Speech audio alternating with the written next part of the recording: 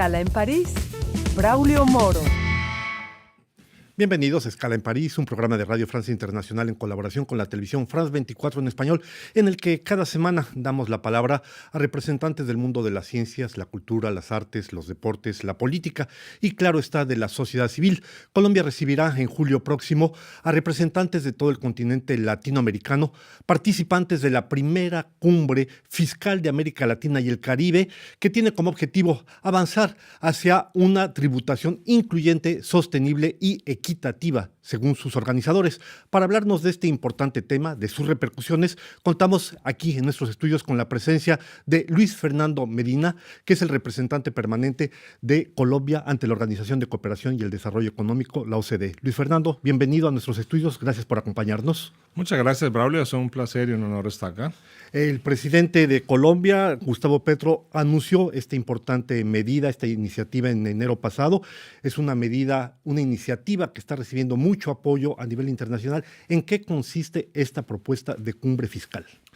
Bueno, es un punto en la mitad de un largo camino, o al comienzo de un largo camino, que busca generar cierta unidad de criterio, pero además, más que unidad de criterio, también la capacidad técnica de compartir análisis y perspectivas entre países de América Latina, con vistas al proceso de generación de un sistema tributario internacional más consolidado, que es algo en lo que se ha venido trabajando desde hace muchos años. La OCDE ha participado en ese proceso también. Entonces, esta iniciativa se suma a todos estos esfuerzos en los que el gobierno colombiano ha sentido, con razón, que a pesar de los intentos de coordinación internacional, faltaba una voz unificada de América Latina. Faltaba que América Latina tuviera también la capacidad de hacerse sentir como un actor más coherente, con visiones armonizadas, como dije antes, intercambiando análisis, intercambiando experiencias y perspectivas. Entonces eso es lo que faltaba, que el proceso sí, en general es un proceso multilateral que viene desde hace mucho tiempo, pero donde los países latinoamericanos están muy fragmentados. Entonces eso debilita en las negociaciones, eso nos quita capacidad de incidir y capacidad de tener análisis coherentes. La Comisión Económica para América Latina, la CEPAL, ha calificado esta iniciativa de un hito. Recordemos, Luis Fernando, América Latina sigue siendo la región más desigual a nivel mundial. Así es. Así es, y a pesar de los enormes desacuerdos que hay entre economistas latinoamericanos, yo creo que ese es uno de los puntos de consenso. Y el otro es que es una región con una presión fiscal muy baja. Colombia, por ejemplo, tiene, si mal no estoy, su presión fiscal de las cifras exactas no las recuerdo, pero está como en torno al 16, 18%. 19% según los CDE en 2020. Exacto, 19%, que es muy por debajo del promedio de la OCDE, y inclusive es por debajo de otros países de la región como Chile, por ejemplo. A este propósito, justamente a inicios de su gobierno, el presidente Gustavo Petro lanzó una propuesta de reforma fiscal. Ha pasado con muchísimas dificultades. ¿Qué explica este rechazo de sectores importantes de la población siempre al problema de la fiscalidad?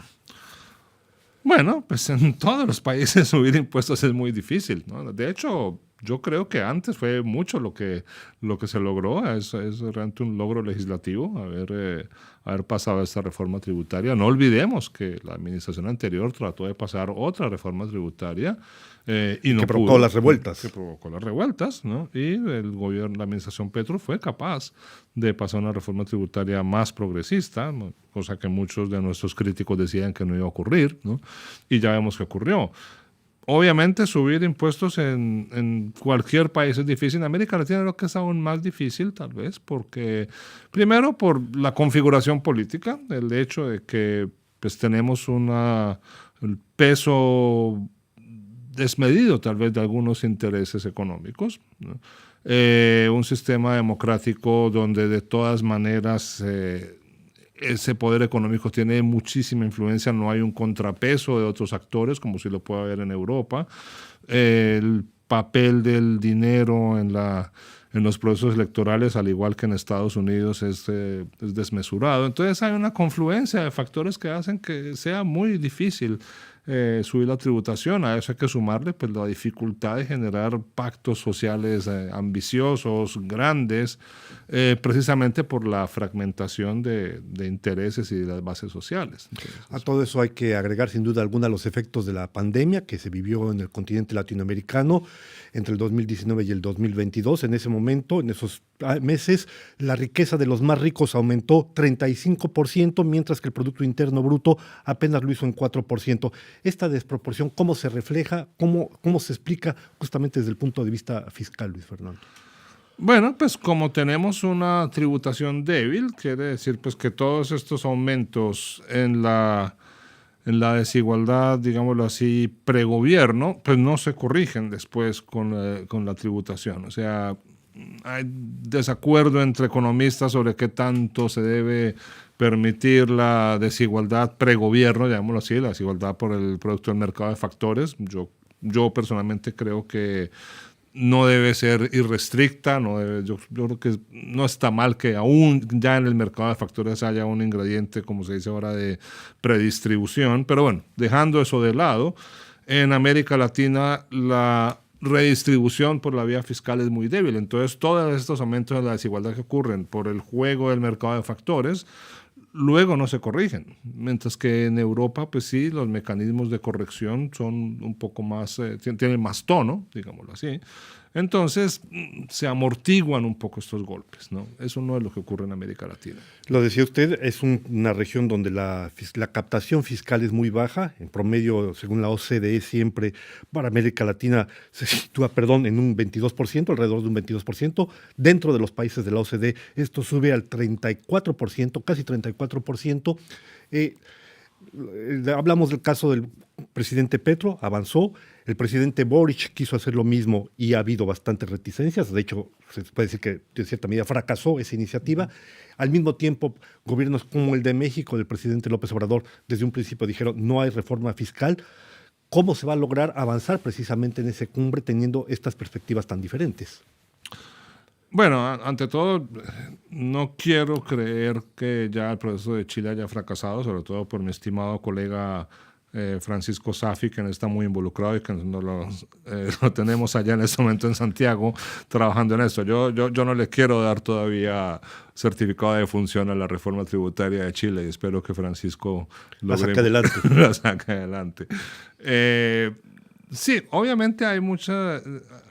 O sea, presente yo creo que la plataforma que se está proponiendo va a ayudar precisamente a que haya más coordinación y más voluntad política de los gobiernos, digamos, a que tengan la capacidad de fortalecer su voluntad política precisamente para poder llegar a sus ciudadanías con proyectos, pudiendo decir, mire, es que esto está sintonizado con lo que está ocurriendo en otros procesos de la región.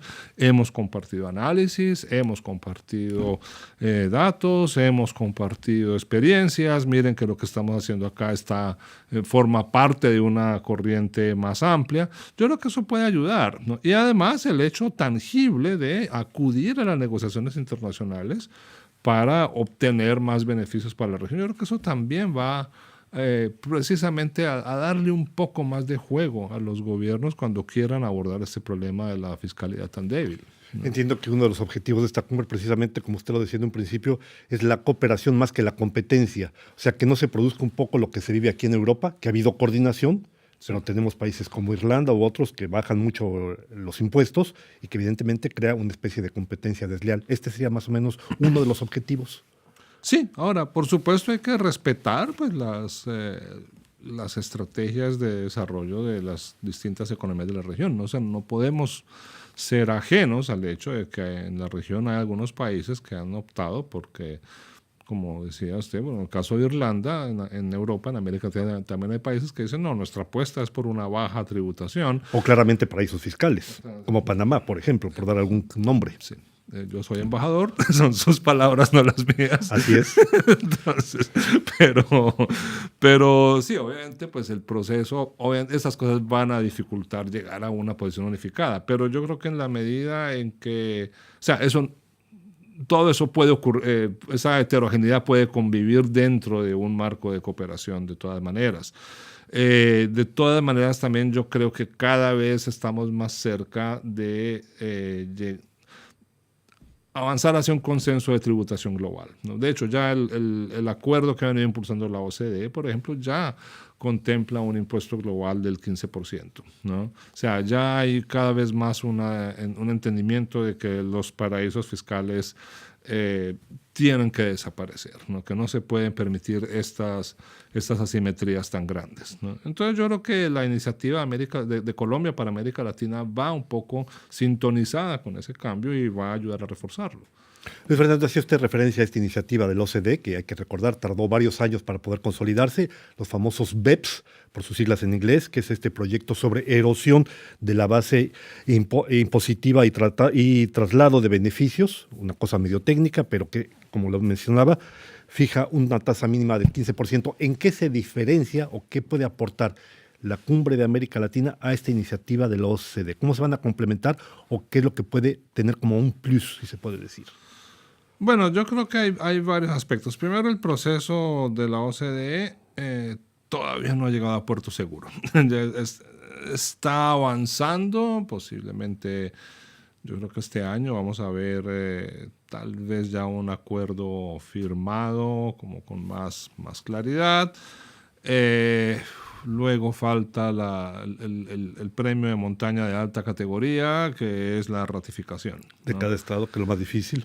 Dificilísimo. ¿Qué es lo que está ocurriendo allí? Lo que se está haciendo es tratar de, reconociendo que la revolución tecnológica de la digitalización y la globalización ya son irreversibles. Entonces, lo que han hecho es que ahora realmente las empresas, por su naturaleza, son transnacionales, ¿no?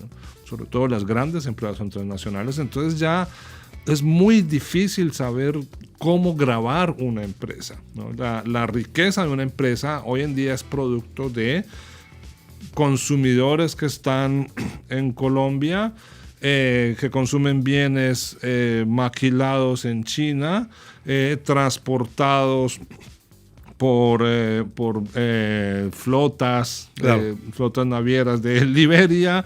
Una globalización de la economía, claramente. Y especialmente con patentes que son de Estados Unidos, etcétera. Entonces yo, de hecho, vengo diciendo hace rato que tengamos cuidado, que de pronto el paraíso fiscal más grande se nos van a convertir las patentes, ¿no? Pues esta cumbre va a tener lugar del 27 y 28 de julio próximo en Cartagena de Indias, en Colombia. Luis Fernando Medina, el tiempo se nos va. Gracias por su presencia en esta escala en París. Muy amable por habernos acompañado. Bueno, muchísimas gracias, Carlos. A ustedes les damos una nueva cita la próxima semana aquí en otra escala en París.